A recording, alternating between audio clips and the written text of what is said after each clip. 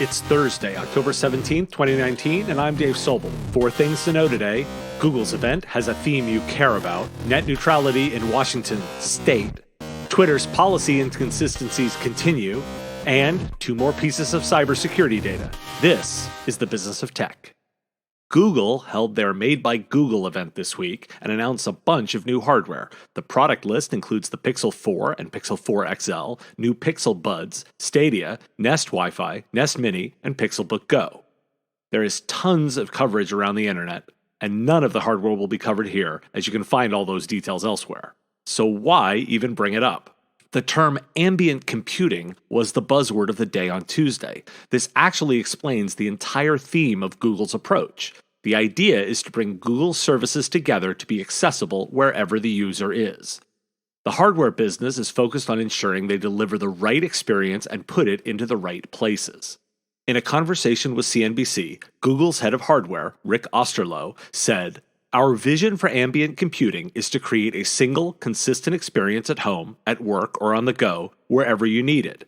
Your devices and services work together, and it's fluid, so it disappears into the background." And that's why we care. The strategy becomes clear in their services play, as well as the new focus, ambient computing. This is a pretty coherent strategy from Google, and while yet another buzzword, the core idea is very solid.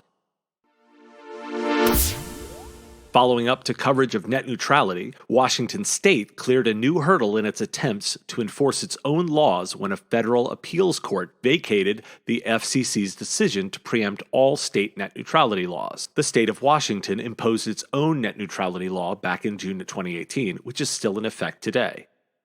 The law prohibits home and mobile internet providers from blocking or throttling lawful internet traffic and blocks charging online services for prioritization.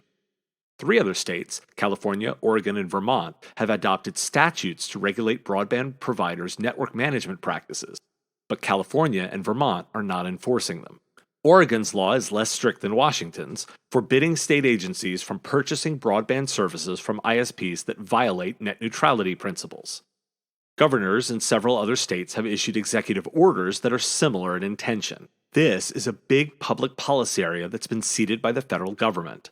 The U.S. approach appears to be a patchwork of laws at the state level, similar to what's happening with privacy laws. This inconsistency is the key reason we care. Is it an opportunity or a threat? More social media news. Twitter has posted a blog that clarifies their position on world leaders posting on Twitter. The blog post attempts to clarify the confusion that some tweets by world leaders appear to be in violations of Twitter's policies, yet has not resulted in account suspension. The blog states that the accounts of world leaders are not above their policies, and goes on to list a number of scenarios that will result in an enforcement action, including promotion of terrorism, clear and direct threats of violence, posting private information, and child sex exploitation and promoting self-harm. Much of the controversy stems from an announcement this summer that Twitter would label tweets from world leaders that violate site policies rather than their normal actions of removal or suspension. Twitter stock has seen a resurgence since the 2016 presidential election. Why do we care? This national and international discussion is important because smaller or more recently established companies are likely not to be able to enjoy the legacy cover that the larger technology firms are enjoying. Companies have a choice in thinking about their data. Bottom up, starting the focus on protecting, or top down, in how to use it in the business both effectively and ethically. Disaster recovery is bottom up. Digital ethics and privacy is top down. There's room out there for solution providers that think differently. And speaking of high-value services for customers, a pair of pieces of cybersecurity data. Keeper has released some new data stating that more than 1 in 3 SMB organizations are engaging with managed security services providers to support their organization's security functions. At Continuum Navigate in Las Vegas this week, their cybersecurity research finds that 74% of MSPs have suffered a cyber attack in the last year, with 83% reporting that their SMB customers have suffered one as well. So why do we care? There's a disconnect here that's significant. SMBs are desperate for security and the attacks are rampant. Are customers truly being underserved, or is the security profile so weak? This does feel like a massive opportunity, but also a serious industry reckoning in the making. Links for the research in the show notes. Thanks to SolarWinds for having me today for 3 sessions in the annual Thwack Camp online event. Security, automation, and business growth are the 3 topics, and 1 session even includes a cookie recipe.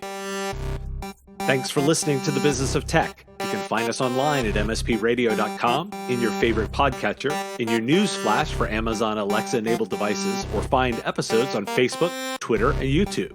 Like what you hear? Share our Facebook, Twitter, and YouTube feeds to help grow the audience, and we'll see you tomorrow.